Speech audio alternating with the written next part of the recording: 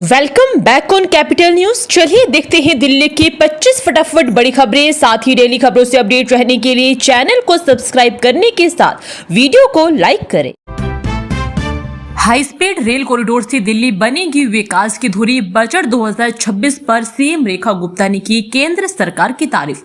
दिल्ली के मुख्यमंत्री रेखा गुप्ता ने केंद्रीय बजट 2026 की सराहना की है।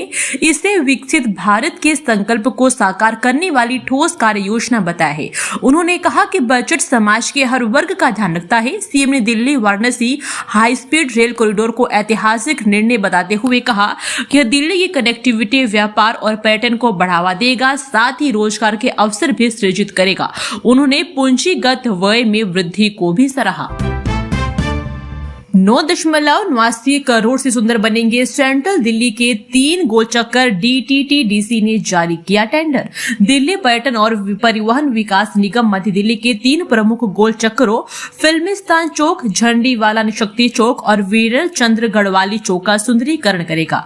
9.89 करोड़ रुपए की इस परियोजना में पौधारोपण, कलात्मक विशेषताएं, आधुनिक रोशनी, लैंडस्केप वाले लॉन और जल प्रबंधन प्रणाली शामिल होगी। कार्य 3 महीने में पूरा होने की उम्मीद है, जिससे शहर की सुंदरता भी बढ़ेगी। दिल्ली के सरकारी स्कूलों में जॉयफुल लर्निंग की नई पहल, शिक्षा मंत्री ने किया उद्घाटन। दिल्ली सरकार ने शिक्षा मंत्री आशीष सूद द्वारा जनकपुरी में जॉयफुल लर्निंग 2025-26 राज्य स्तरीय बहुसंवेदी TLM प्रतियोगिता शुरू की है। इसका उद्देश्य कक्षा 6 से 8 के छात्रों के लिए भाषा, गणित और सामाजिक विज्ञान जैसे विषयों को अधिक रोचक और सुलभ बनाना है। यह पहल सीखने के अनुभव को इंटरैक्टिव और प्रभावी बनाकर नवाचार को बढ़ावा देगी, जिससे दिल्ली के विद्यार्थी 21वीं सदी की चुनौतियों के लिए तैयार हो सके। यूजीसी नियमों के खिलाफ दिल्ली में बड़ा आंदोलन, रामलीला मैदान में दिखेगा शक्ति प्रदर्शन। यूजीसी नियमों के विरोध में स्वर्ण समाज समन्वय समिति और 40 से अधिक संगठनों ने आंदोलन तेज करने की घोषणा की है। समिति ने चेतावनी दी है कि यदि केंद्र सरकार ने नियम वापस नहीं लिए तो 8 मार्च 2026 को दिल्ली के रामलीला मैदान में यूजीसी रोल बैंक आंदोलन किया जाएगा। आंदोलन की शुरुआत 1 फरवरी को देशव्यापी बंद के समर्थन से होगी, क्योंकि समिति ने नियमों को त्रुटिपूर्ण और समाज को बांटने वाला मानती। बारापोला फेज 3 फ्लाईओवर निर्माण में लापरवाही, एसीबी ने अज्ञात अधिकारियों पर दर्ज किया मामला। दिल्ली एसीबी ने बारापोला फेज 3 फ्लाईओवर निर्माण में लापरवाही को लेकर अज्ञात सरकारी अधिकारियों व ठेकेदारों के खिलाफ केस दर्ज किया है। उपराज्यपाल VK सक्सेना ने निर्देश पर एक्सपेंडिचर फाइनेंस कमेटी की शिकायत पर यह कार्रवाई हुई है। निर्माण में देरी, लागत वृद्धि और आर्बिट्रेशन भुगतान में अनियमितता पाई गई है। परियोजना 2017 में पूरी होनी थी, लेकिन अब तक अधूरी है, जिससे सरकारी खजाने को करोड़ों का नुकसान हुआ है। अमृत उद्यान में प्रवेश के लिए अब ऑनलाइन पंजीकरण अनिवार्य। क्या है नया नियम? राष्ट्रपति भवन का अमृत उद्यान सोमवार से पर्यटकों के लिए खुल रहा है। इस बार प्रवेश के लिए ऑनलाइन पंजीकरण अनिवार्य होगा। स्पॉट बुकिंग की सुविधा नहीं मिलेगी। पर्यटक 3 फरवरी से 31 मार्च तक उद्यान का भ्रमण कर सकेंगे। यहाँ 85 प्रकार के ट्यूलिप, 145 किस्म के गुलाब और 45 साल पुराने बोनसाई देखने को मिलेंगे। QR कोड से पौधों की जानकारी मिलेगी और मेट्रो से निःशुल्क बस सेवा भी उपलब्ध है। दिल्ली में मधुमेह बना जानलेवा संकट, बच्चों से बुजुर्गों तक में बढ़ रहा है खतरा। राष्ट्रीय राजधानी दिल्ली में मधुमेह एक गंभीर सार्वजनिक स्वास्थ्य संकट बन गया है। 2024 में मधुमेह से होने वाली मौतों में 35% की वृद्धि हुई है, जो 2023 के 1823 से बढ़कर 2459 हो गई है। चिंताजनक रूप से 14 वर्ष से कम आयु वर्ग में मौतें 15 से 24 आयु वर्ग से अधिक पाई गई है। जीवन शैली में बदलाव को इसका मुख्य कारण बताया गया है, जिससे बच्चों से लेकर बुजुर्गों तक खतरा बढ़ रहा है। दिल्ली एम्स का बड़ा शोध, अब खून की जांच से होगी अल्जाइमर की शुरुआती संकेतों की पहचान। एम्स दिल्ली के वैज्ञानिक खून की जांच से अल्जाइमर के शुरुआती संकेतों का पता लगाने पर शोध कर रहे हैं। ये प्लाज्मा स्मॉल एक्स्ट्रासेलुलर वेसिकल्स में प्रोटीन पैटर्न का विश्लेषण कर रहे हैं। ये शोध बायोफिजिक्स और जेरियाट्रिक मेडिसिन विभाग का संयुक्त प्रयास है। प्रारंभिक नतीजे उत्साहजनक है, जो अल्जाइमर के समय पर पहचान और इलाज के लिए एक नई उम्मीद जगाते हैं, खासकर महंगे स्कैन के विकल्प के रूप में। दिल्ली में 8 स्थानों पर एफओबी की मंजूरी 31 जुलाई तक पूरा करने का लक्ष्य। दिल्ली सरकार ने शहर के 8 स्थानों पर नए फुट ओवर ब्रिज बनाने को मंजूरी दे दी है। Foot over bridge Subway committee की बैठक में तकनीकी अड़चनों पर चर्चा कर परियोजनाओं को आगे बढ़ाने का निर्णय लिया गया है। इन एफओबी का निर्माण कार्य 31 जुलाई तक पूरा करने का लक्ष्य है, जिससे पैदल यात्रियों की सुरक्षा सुनिश्चित होगी। दिल्ली में 102 दिन तक खराब रही हवा, बारिश भी नहीं घटा सकी PM 2.5 का स्तर, PM 10 भी नहीं हो रहा है कम। जनवरी में रिकॉर्ड बारिश के बावजूद दिल्ली की हवा 102 दिनों तक खराब रही। PM 2.5 जो गंभीर स्वास्थ्य समस्या का कारण है का स्तर कम नहीं हुआ है। विशेषज्ञ बताते हैं कि पानी के छिड़काव से केवल PM 10 अस्थायी रूप से घटता है, PM 2.5 नहीं। PM 2.5 को नियंत्रित करने के लिए वाहनों के धुएं और औद्योगिक उत्सर्जन जैसे स्रोत स्तर पर ठोस उपाय आवश्यक है, जिन पर वर्तमान में पर्याप्त ध्यान नहीं दिया जा रहा है। अल फलाह ग्रुप के चेयरमैन जवाद सिद्दीकी पर ईडी की चार्जशीट। साकेत कोर्ट से मनी लॉन्ड्रिंग की सुनवाई 13 फरवरी तक टली। साकेत कोर्ट ने अल फलाह ग्रुप के चेयरमैन जवाद अहमद सिद्दीकी के खिलाफ ईडी की चार्जशीट्स पर सुनवाई 13 फरवरी तक टाल दी है। बचाव पक्ष ने 10,000 पन्नों के दस्तावेज की समीक्षा के लिए समय मांगा। ईडी ने 140 करोड़ रुपए की अल फलाह यूनिवर्सिटी की संपत्ति अटैच की है। सिद्दीकी पर मनी लॉन्ड्रिंग, छात्रों से धोखाधड़ी और आतंकी मॉड्यूल से संबंध की आरोप।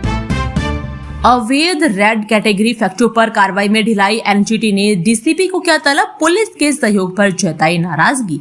एनजीटी ने पूर्वी दिल्ली के घोंडा में अवैध रेड कैटेगरी औद्योगिक इकाइयों पर कार्रवाई में पुलिस और प्रशासन की लापरवाही पर नाराजगी जताई है। संयुक्त निरीक्षण के दौरान पुलिस सहयोग न मिलने और रिपोर्ट पर हस्ताक्षर न करने को गंभीर मानते हुए एनजीटी ने उत्तर पूर्वी दिल्ली के डीसीपी को अगली सुनवाई पर पेश न होने का निर्देश दिया है। अवैध इकाइयों से प्रदूषण और स्वास्थ्य जोखिम बढ़ रहा है, जिस पर ईमानदारी से कार्रवाई के निर्देश दिए गए। खुले नालों में गिरने का खतरा। किराड़ी में स्कूली बच्चों के रास्ते पर 2 साल से टूटे कवर, PWD नदारत। बाहरी दिल्ली के किराड़ी में खुले नाले स्कूली बच्चों के लिए बड़ा खतरा बन गए हैं। मुबारकपुर डबास गांव में स्कूलों की ओर जाने वाले सड़क पर 3 किलोमीटर लंबे नाले के ढक्कन 2 साल से गायब है। PWD की लापरवाही के कारण 7,000 से अधिक बच्चे जोखिम में। अभिभावक और छात्र लगातार हादसों के डर में जी रहे हैं, क्योंकि उन्हें भीड़भाड़ वाली सड़क पर नालों के किनारे चलना पड़ता है। डीडीए ने 3 कॉलोनी के लोगों के पार्क जाने का रास्ता किया बंद। भाजपा विधायक ने अधिकारियों के सामने चलाया हथौड़ा कटर। वजीरपुर से भाजपा विधायक पूनम शर्मा ने अशोका पार्क में प्रवेश के लिए डीडीए द्वारा बंद किए गए रास्तों को हथौड़ा चलाकर और कटर से गेट काटकर खुला है। 3 कॉलोनियों के लोग 30 से 35 सालों से इन रास्तों का उपयोग कर रहे हैं। डीडीए ने कथित तौर पर सौंदर्यीकरण के बाद प्रवेश शुल्क वसूलने के लिए रास्ते बंद कर दिए थे। विधायक ने अधिकारियों को चेतावनी दी और लोगों के साथ मिलकर रास्ते फिर से खोल। AI चैट की सलाह पर ली HIV दवा। रिएक्शन के बाद आईसीयू में भर्ती केमिस्ट पर गिरेगी काज। एक व्यक्ति ने AI चैट की सलाह पर बिना चिकित्सीय पर्ची के HIV बचाव की दवा ली है, जिससे उसे गंभीर त्वचा और आंखों की समस्या हुई। हालत बिगड़ने पर उसे RML अस्पताल के आईसीयू में भर्ती करवाया गया, जहां उसकी हालत नाजुक है। दिल्ली ड्रग्स कंट्रोल डिपार्टमेंट बिना पर्ची दवा बेचने वाले केमिस्ट पर कार्रवाई कर रहा है। यह घटना मेडिकल AI के अनियंत्रित उपयोग पर गंभीर सवाल उठा। राष्ट्रीय विधायी सूचकांक के ही होगा जनप्रतिनिधियों का रिपोर्ट कार्ड। विजेंद्र गुप्ता। दिल्ली विधानसभा अध्यक्ष विजेंद्र गुप्ता ने NLI का प्रस्ताव रखा है। इसका उद्देश्य विधानसभाओं को जनता के प्रति अधिक जवाबदेह बनाना, नवाचारों को बढ़ावा देना और राज्यों में स्वास्थ्य प्रतिस्पर्धा विकसित करना है। NLI जनप्रतिनिधियों के प्रदर्शन का रिपोर्ट कार्ड होगा, जो नेशनल ई विधान एप्लीकेशन के माध्यम से कार्यकुशलता और पारदर्शिता बढ़ाएगा। 28 विधानसभाओं से इसे लागू करने की तैयारी चल रही है। 10 साल का इंतजार खत्म। आनंद विहार बस अड्डे के बाहर 7 घंटे तक गरजते रहा बुलडोजर। दुकानें और रेहड़ी पटरी नेस्तनाबूद। दिल्ली नगर निगम ने आनंद विहार बस टर्मिनल के बाहर 10 साल बाद अतिक्रमण हटाया। दिल्ली हाईकोर्ट के आदेश पर शाहदरा दक्षिण जोन ने यह कार्रवाई की है। शनिवार को 3 बुलडोजर और 40 कर्मचारियों ने 7 घंटे में अस्थायी दुकानें और रेहड़ी पटरी हटाई। इस कार्रवाई से ट्रैफिक जाम कम होने और प्रदूषण से राहत मिलने की उम्मीद है। निगम अब भविष्य में अतिक्रमण रोकने के लिए साप्ताहिक जायजा ले। दिल्ली में इंडियन नेवी हाफ मैराथन को लेकर प्रभावित रहेगा ट्रैफिक, पुलिस ने जारी की एडवाइजरी। भारतीय नौसेना हाफ मैराथन 1 फरवरी 2026 को दिल्ली में आयोजित होगी, जिसमें लगभग 15,000 प्रतिभागी शामिल होंगे। दिल्ली ट्रैफिक पुलिस ने सुबह 4:45 से 9 बजे तक यातायात प्रभावित होने की एडवाइजरी जारी की है। यात्रियों को सलाह दी गई है कि वे प्रभावित सड़कों से बचे, सार्वजनिक परिवहन का उपयोग करें और अपनी यात्रा की योजना पहले से बनाएं। आपातकालीन वाहनों को प्राथमिकता दी जाए। राष्ट्रपति भवन के अमृत उद्यान सहित मुख्य कमरों को अंदर से देखने का मौका, जानी टाइमिंग, टिकट और बुकिंग डिटेल्स। राष्ट्रपति भवन का अमृत उद्यान 3 फरवरी से 31 मार्च तक जनता के लिए खुला रहेगा। प्रवेश निःशुल्क है। मुख्य भवन के कुछ हिस्सों का भ्रमण भी 50 रुपए में किया जा सकता है। ऑनलाइन बुकिंग अनिवार्य है। यह अवसर भारत की लोकतांत्रिक विरासत और प्राकृतिक सौंदर्य को करीब से देखने का शानदार मौका प्रदान करता है। समय, प्रवेश द्वार और अन्य महत्वपूर्ण विवरण लेख में दिए गए। दिल्ली हाईकोर्ट का फैसला, 18 साल पुराने अपहरण दुष्कर्म मामले में कम हुई सजा, दोष बरकरार। दिल्ली हाईकोर्ट ने 2008 के अपहरण और दुष्कर्म मामले में आरोपी की सजा को जेल में बताई गई अवधि तक कम कर दिया है। कोर्ट ने दोषी की उम्र, जेल में बिताया समय और 18 साल की लंबी न्यायिक प्रक्रिया को देखते हुए यह फैसला लिया है। हालांकि कोर्ट ने दोष सिद्धि बरकरार रखी है और अपराध की गंभीरता से इनकार नहीं किया है। आरोपी पहले ही 3 साल से अधिक जेल में बिता चुका है। दिल्ली एरोसिटी मेट्रो स्टेशन बनेगा triple interchange hub, golden line का नया स्टेशन होगा 290 मीटर लंबा। दिल्ली एरोसिटी मेट्रो स्टेशन को ट्रिपल इंटरचेंज हब के रूप में विकसित किया जाएगा, जो Delhi metro, airport express line और RRTS को जोड़ेगा। गोल्डन लाइन का नया 290 मीटर लंबा स्टेशन 22 मीटर गहरा होगा, जिससे यात्रियों को तेज कनेक्टिविटी मिलेगी। यह विस्तार दक्षिण दिल्ली को IJ एयरपोर्ट से बेहतर ढंग से जोड़ेगा और दिल्ली मेट्रो फेज 4 का हिस्सा है, जिसमें टर्मिनल 1 तक गोल्डन लाइन का विस्तार भी शामिल है। दिल्ली में अंतरराज्यीय साइकोट्रोपिक ड्रग रैकेट का भांडाफोड़, क्राइम ब्रांच ने 31 किलो अल्प्राजोलम के साथ 3 तस्कर दबोचे। दिल्ली पुलिस क्राइम ब्रांच ने एक बड़े अंतरराज्यीय साइकोट्रोपिक ड्रग रैकेट का भांडाफोड़ किया है। 3 तस्करों को 31 किलो अल्प्राजोलम, लगभग 3 लाख गोलियां के साथ गिरफ्तार किया है। आरोपी हिमाचल प्रदेश में एक अवैध मैन्युफैक्चरिंग यूनिट चला रहे थे और दिल्ली तथा उत्तर प्रदेश में ड्रग्स सप्लाई करते थे। मोहित गुप्ता, शमीम और राजीव शर्मा की गिरफ्तारी से इस नेटवर्क का खुलासा हुआ है। ग्रेटर कैलाश प्रॉपर्टी धोखाधड़ी, जाली दस्तावेजों से कब्जा करने की कोशिश, 3 गिरफ्तार। क्राइम ब्रांच ने ग्रेटर कैलाश एक में जाली दस्तावेजों के जरिए एक प्राइम प्रॉपर्टी पर कब्जा करने की कोशिश के आरोप में 3 लोगों को गिरफ्तार किया है। यह कार्रवाई एक निवासी की शिकायत पर हुई, जिसकी पुश्तैनी संपत्ति पर अवैध दावा किया जा रहा था। जांच में पता चला है कि आरोपियों ने नकली वसीयत और सेल डीड बनाकर धोखाधड़ी की। इस गिरफ्तारी से प्रॉपर्टी हड़पने वाले एक संगठित रैकेट का भांडाफोड़ हुआ। दिल्ली के स्कूलों में अब नहीं चलेगी मनमानी छुट्टियां, शिक्षा विभाग ने जारी किया नया नियम। शिक्षा निदेशालय ने दिल्ली के स्कूलों में पढ़ाई के दिनों की संख्या सुनिश्चित करने के लिए सख्त कदम उठाए हैं।